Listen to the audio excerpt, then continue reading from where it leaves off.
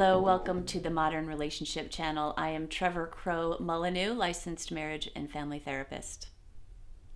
So today, this is very exciting, my new book, Blended Families, Merging Households with Kids ages 8 to 18.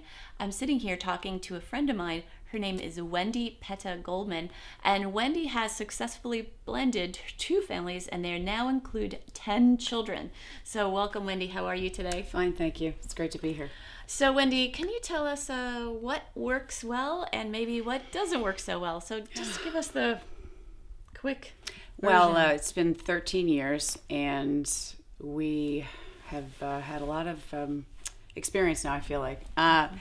We each had 3 kids, and then we had 4 together. So the real big deal probably was having them all be treated fairly. And they all notice if they're not. So, and they weren't. I don't know how we did it, but they all feel pretty good, I think, about themselves and about their relationship with us. At times it was tough because coming from the ex-spouse on either side, they'd come home and be a certain way because they'd been at their house, but you have to try to ignore it, and it's very difficult to do.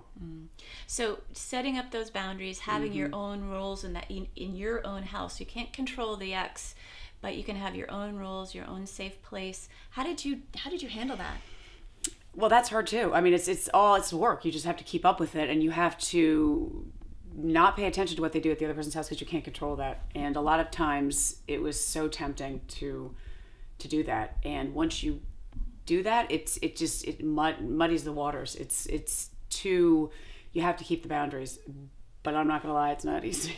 You really do have to try. You do, because you can't control that at all, and the kids see that. And so a couple themes you're saying: be fair, have strong boundaries with the ex and the households. That's 2 separate households.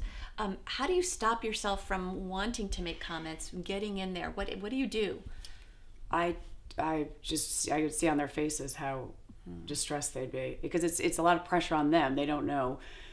They love you both the same, and that's what I think. That's actually a lot of people don't understand that, because they say someone is, the mother feels strongly a certain way about the father and just feels like if she does enough that the kids are going to feel that way, but it's not the case. They love you both. Okay, well, we have covered a couple things here, which is fairness, boundaries, and really just being loving and not trashing the ex. We have a lot more to talk about, and we'll be right back.